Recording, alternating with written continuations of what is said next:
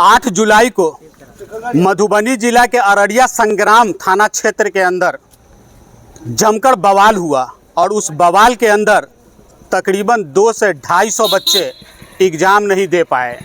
मिली जानकारी के मुताबिक मधुबनी जीपी कॉलेज के हॉस्टल के छात्र और बीकेपीआई बदियुज्जमा खान पॉलिटेक्निकल इंस्टीट्यूट छात्र के साथ जमकर भिड़ंत हुआ और उस भिड़ंत में कई दर्जन जो छात्र थे यहाँ के घायल हो गए और इसी बीच जो वहाँ के एक लोकल छात्र थे उसको गंभीर चोट लगी। नतीजा ये हुआ कि स्थानीय लोग उग्र हो गए और यहाँ के लड़के को जो बदियुज्जमा पॉलिटेक्निकल इंस्टीट्यूट के जो छात्र हैं उनको तलाशना शुरू कर दिए और उनके साथ मारपीट करना शुरू कर दिए। नतीजा ये हुआ कि वो लोग अपनी जान बचा करके वहाँ से भागना मुनासिब समझा और यही वजह है कि 10 तारीख को जो होने वाला एग्ज़ाम था वो ये लोग नहीं दे पाए। ये लोगों का साफ कहना था कि पहले जान बचेगी तभी तो हम एग्ज़ाम दे पाएंगे।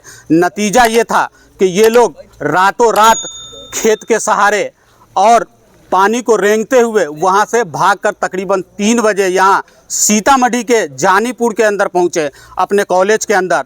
तब जाकर के इन लोगों की जान बची और अब इन लोगों को इस बात की चिंता सता रही है कि अब हम लोगों का होगा तो क्या होगा। हम लोग एक एग्ज़ाम नहीं दिए हैं, रिजल्ट आ जाएगा तो हम लोग करेंगे तो क्या करेंगे, हमारा तो भविष्य अंधकार में है। चलते हैं यहाँ जो छात्र हैं उनसे बात करते हैं कि आखिर उस दिन हुआ क्या था। क्या हुआ था उस दिन जब आप लोग एग्ज़ाम देने के लिए मधुबनी गए थे? तो मधुबनी मैंने सभी लोग एग्ज़ाम देने गए थे। एग्ज़ाम बहुत शांतिपूर्ण ढंग से हो रही थी। 4 पेपर अच्छे ढंग से हुई। 8 तारीख को मधुबनी के कुछ छात्र और ये बीकेपीआई के छात्र के साथ कुछ वार्तालाप हुई। उस वार्तालाप के कारण कुछ झगड़े का कारण बन पाया। जब झगड़े हो गई तो उधर के लड़का लोग कुछ पथराव किया। पथराव तत्पश्चात झगड़ा उग्र हो गया। उग्र होने के तत्पश्चात लोगों में हड़कंप मच गया। हड़कंप के कारण हम लोग 10 तारीख को होने वाली पेपर को छोड़ के 9 तारीख को रात को ही सब लोग बीकेपीआई हॉस्टल सीतामढ़ी पुपरी में चले आए। तो मेरी सबकी यही मांगे है कि एसबीटी किसी स्पेशल एग्ज़ाम के तहत मेरा सबका मतलब एग्ज़ाम जल्द से जल्द करवाने की मतलब प्रदान किया। आप थे वहाँ पे जब झगड़ा हुआ था तो थे आप? आपका पाँव टूटा हुआ उसी में टूटा था? क्या हुआ था? बगदड़ में टूटा था। हम उस बगदड़ में फंस गए थे। जैसा कि मतलब बताया आकाश भाई ने कि जैसे उस दिन हम लोग में कोई वहाँ जीपी मधुबनी का जो विद्यार्थी सब थे वो लोग हम लोग के रूम पे आकर के हम लोग से रैगिंग करते थे। और उस दिन भी हम लोग में आकर के हम लोग को बोला गया था कि तुम हम लोग को सर बोलो और गाली गलौज हम लोग के बीच हुआ था। तो फिर थोड़ी देर के बाद मेस का खाना आया। फिर हम लोग खाना खा के बस सोने ही जा रहे थे। उतने में जीपी मधुबनी का और कुछ लोकल घर के पीछे से पास हो रहे थे। तो उतने में वहाँ का जो जीपी मधुबनी का जो छात्र थे सब हम लोग के लॉज पे पत्थरबाजी करने लगे। तो हम लोग सब अपने रूम से निकल करके सब छत पे भाग गए। छत पे भागे तो उसी कारण जब रूम से हम निकले तो एक पत्थर मेरा पैर पे, एक पत्थर मेरे पीठ पे लग गया। तो उसी कारण मेरा पैर थोड़ा फ्रैक्चर कर गया। तो हम लोग छत पे भागे तो देखे फिर थोड़ा देर बाद प्रशासन ये सबको कॉल गया। तो प्रशासन फिर आए। फिर वो लोग को भीड़ बहुत ज़्यादा उग्र हो गया था। तो हम लोग को सब प्रशासन कहा कि छुपने के लिए कहेंगे। तो हम लोग बगल वाले बिल्डिंग ये सब में जा कर के छुप गए थे। तो फिर जब प्रशासन ने कॉल किया फिर से, जब भीड़ शांत हो गई तो हमने सब प्रशासन ले गए थाना अपने पास। एंड थाना ले जाने के बाद मतलब वहाँ रखा गया एंड हम लोग से सवाल जवाब किया गया। फिर थाना ने मतलब हम लोग को थोड़ा पीटा भी। अच्छा, आपके साथ मारपीट भी किया पुलिस ने? जी। एक लड़का है आशीष, उसका ये पूरा फट गया है, वो अभी कारावास में है। और एक अनुराग है जिनका यहाँ पे दाग है और यहाँ पे मारा गया है। और एक प्रेम प्रतीक है, उन्हें सबसे ज़्यादा मारा गया है। कुल कितने लड़कों को हिरासत मिली है? 7 लड़का है।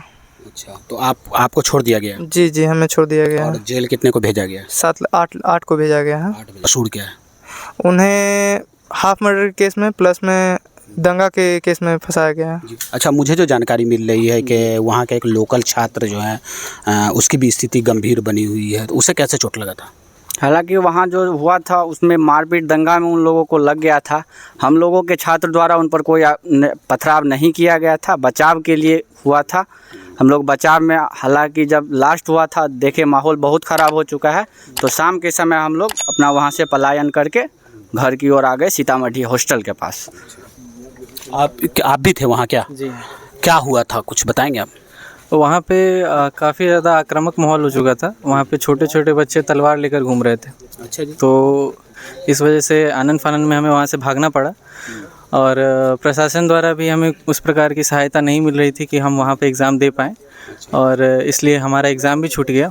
तो जब वहाँ से हम लोग कॉलेज पहुँचे तो कॉलेज व्यवस्था की तरफ से हमें आश्वासन दिया गया कि इस पर एक्शन लिया जाएगा, और हमने एसपीटी को मेल भी किया था और 24 घंटे से ज़्यादा हो चुके हैं, अभी तक इस पर कोई रिप्लाई नहीं आया है एसपीटी के द्वारा, और ना ही हमारे जो वाइस प्रिंसिपल हैं या जो मेरे प्रिंसिपल हैं उनके द्वारा कुछ स्टेटमेंट दिया गया है हमें।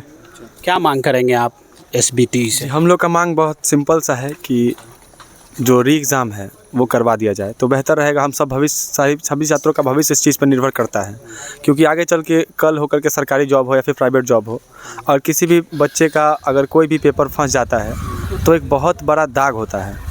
तो हम लोग का बस यही अनुरोध है सरकार से भी, बोर्ड से भी और अपने कॉलेज प्रशासन से भी कि हम लोग का इस चीज़ में पूरा समर्थन करें, क्योंकि इसमें एक नहीं, मेरे पास लिस्ट है, हालांकि यहाँ पे 200 से अधिक छात्र हैं जो एग्ज़ाम में से वंचित रह गए हैं, जान बचा के भाग गए हैं।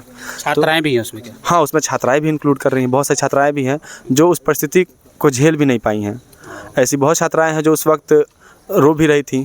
वो लोग रातों रात वहाँ से पलायन करना किसी भी अनजान जगह से बहुत विकट परिस्थिति हो जाती है किसी भी इंसान के लिए, और वहाँ पे छात्राएं भागी हैं वहाँ से, क्योंकि जो वहाँ का माहौल था, जो अररिया संग्राम चौक है, उस चौक का स्थिति शाम को 4 बजे के बाद से इतना भयावह हो गया, मतलब एक अजब टाइप का दृश्य देखने को मिल रहा था। छोटे छोटे बच्चे अपने हाथ में ईंट पत्थर लिए हुए, तलवार और फरसा वहाँ पे तो समझिए कि एक आम बात हो गया था। हथियारों का दिखना वहाँ पे सबसे आम हो गया था। मुझे जो जानकारी मिल रही है कि वहाँ के लोकल जो एक लड़का था उसका सर फट गया था, शायद यही वजह है कि जो है ना लोकल भी उसमें मिल गए थे छात्रों के साथ। देखिए, जहाँ तक बात आपकी ये जो है कि लोकल छात्र का, इस घटना का हम लोग के पास कोई भी विवरण नहीं था। हम लोग के लिए ये अनभिज्ञ चीज़ है।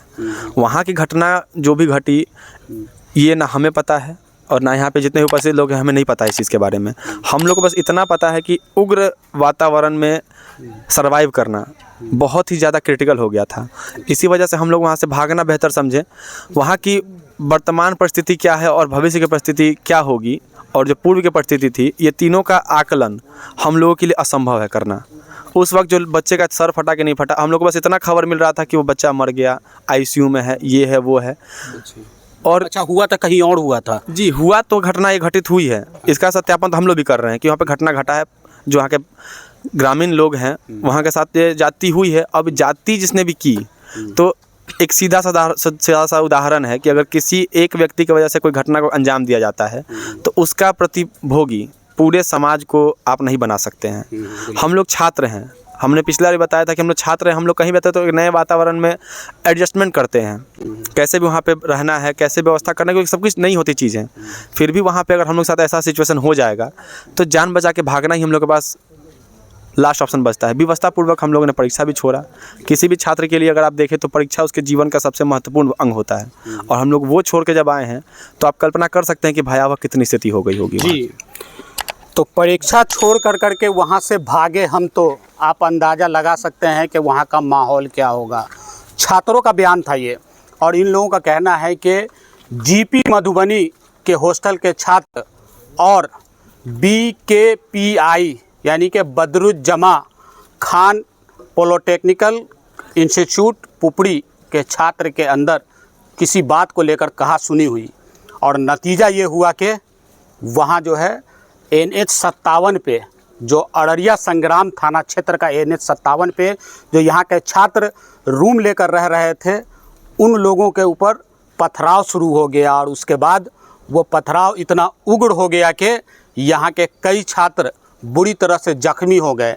कई छात्रों का सर फट गया, कई का पांव टूटा, कई को गंभीर चोट आया।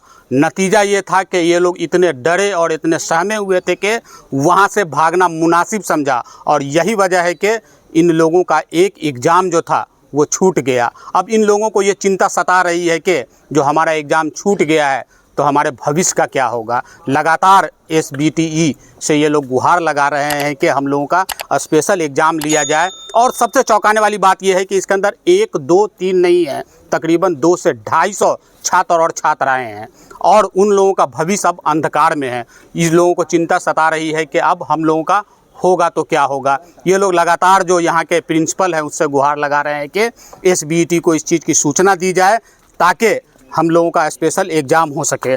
खबर के बारे में आपकी क्या राय है कमेंट बॉक्स में ज़रूर लिखें। अभी तक आपने हमारे चैनल को सब्सक्राइब नहीं किया है तो सब्सक्राइब कर लीजिए। अगर आप हमें फेसबुक पर देख रहे हैं तो फॉलो करना बिल्कुल ना भूलें ताकि बिहार की तमाम छोटी बड़ी खबर सबसे पहले आप तक पहुँचती रहे। जय हिंद, जय भारत।